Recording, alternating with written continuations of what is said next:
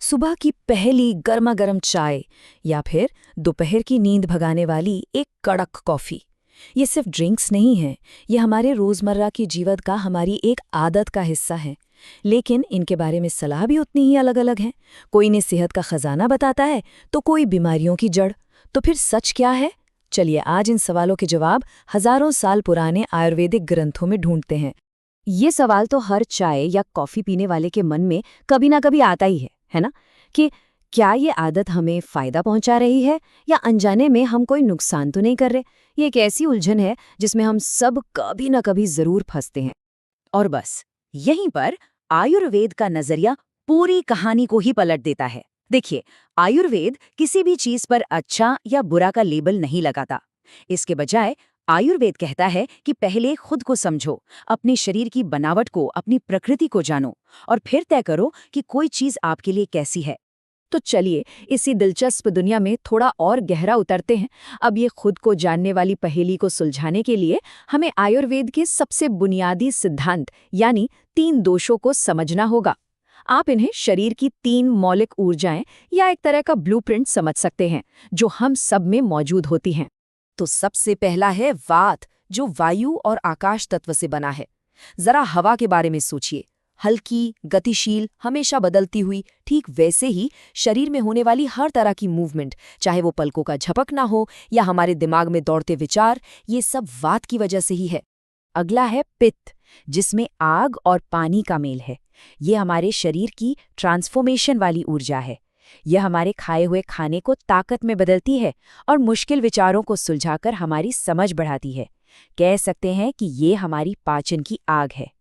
और तीसरा है कफ, जो पृथ्वी और जल से बनता है। ये शरीर को ढांचा, मजबूती और स्थिरता देता है। ये वो ऊर्जा है जो हमारे शरीर के जोड़ों को चिकनाई देती है और हमें जमीन से जोड़े रखती है। तो अगर इन तीनों को एक साथ समझें, वात ठंडा, हल्का और सूखा होता है, पित्त गर्म, तेज और थोड़ा तैलीय, और कफ भारी, धीमा और ठंडा होता है। बस यही गुण तय करते हैं कि अलग-अलग चीजें खाने पीने पर हमारे शरीर पर कैसा असर डालेंगी। तो अब जब हम इन बेसिक सिद्धांतों को समझ गए हैं, तो चलिए हमारी चाय और कॉफी को इसी आयुर्वेदिक माइक्रोस्कोप के नीचे रखकर देखते हैं। पता लगाते हैं कि हजारों साल पहले इनके बारे में क्या लिखा गया था। आयुर्वेदिक मटेरिया मेडिका के मुताबिक कॉफ़ी एक बहुत ही पावरफुल स्टिम्युलेंट है। मतलब ये दिमाग से लेकर पेट तक सबको जगा देती है। ये पाचन में मदद करती है और एक अच्छी मूत्रवर्धक भी है, यानी शरीर से फालतू तरल पदार्थ बाहर निकालने में मदद करती है। लेकिन एक चेतावनी भी साफ है, ज्यादा मात्रा में ये पाचन बिगाड़ सकती है और बेचैनी बढ़ा सकती है। और मजे की बात देखिए, कॉफी पर यह बहस कोई नई नहीं है। 1674 का ये मजेदार दस्तावेज बताता है कि लोग तो सदियों से इसके असर पर सवाल उठाते आए हैं। अब यहाँ एक बहुत ही दिलचस्प बात सामने आती है। आयुर्वेद सार संग्रह जैसे पुराने ग्रंथ साफ साफ कहते हैं कि चाय शरीर में पित्त यानी अग्नि तत्व को बढ़ाती है। आसान भाषा में समझे तो ये शरीर के अंदर की भट्ठी को और तेज कर देती है, जिससे गर्मी और मेटाबॉलिज्म दोनों बढ़ते हैं। और देखिए, विज्ञान की यही तो खूबी है, समय के साथ हमारी समझ और गहरी होती जाती है।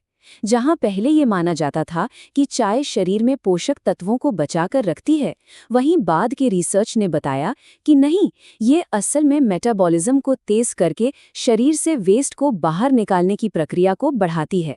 तो चाय का निचोड़ क्या है? ये एक ताजगी देने वाला ड्रिंक है जिसमें कसेले गुण होते हैं। मतलब ये शरीर के ऊतकों में एक तरह का कसाव लाती है। कुछ लोगों के लिए ये फायदेमंद हो सकता है, लेकिन इसकी ज्यादती पाचन को बिगाड़ सकती है और ग्रंथों में तो अनिद्रा और दिल के मरीजों को इससे दूर रहने की साफ सलाह दी गई है। तो अब जब हम इनके गुण और अवगुण दोनों जान गए हैं, तो सबसे बड़ा सवाल ये है कि इन्हें अपनी जिंदगी में सही तरीके से शामिल कैसे करें। अच्छी बात यह है कि आयुर्वेद सिर्फ क्या नहीं बताता, बल्कि कैसे का रास्ता भी दिखाता है। और घर वैदून जैसे ग्रंथ हमें कुछ बहुत ही प्रैक्टिकल नियम बताते हैं।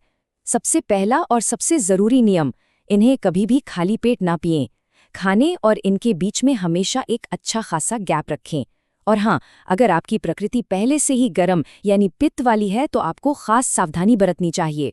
तो चलिए अब सारे टुकड़ों को जोड़ते हैं और वापस आते हैं आयुर्वेद के सबसे जरूरी सिद्धांत पर कि आपके लिए क्या सही है।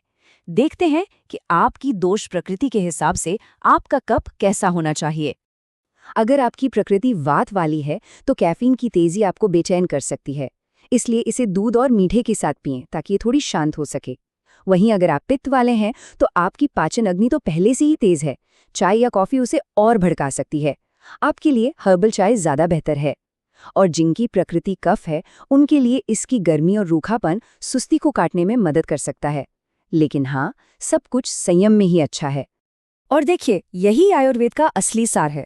इसका मकसद हमें नियमों की एक सख्त लिस्ट देना नहीं है, बल्कि हमें अपने शरीर का एक्सपर्ट बनाना है। ये अपने शरीर के इशारों को सुनने और ये समझने की कला है कि उसे संतुलन में रहने के लिए असल में क्या चाहिए। तो अगली बार जब आप अपनी चाय या कॉफ़ी का कप उठाएं तो सिर्फ उसके स्वाद के बारे में नहीं, बल्कि इस बारे में भी सोचें कि आपका शरीर आपको क्या संकेत दे रहा है। क्या पता अच्छी सेहत का असली राज किसी बाहरी परफेक्ट डाइट में नहीं, बल्कि अपने शरीर के इस अनोखे संतुलन को समझने की कला में ही छिपा हो।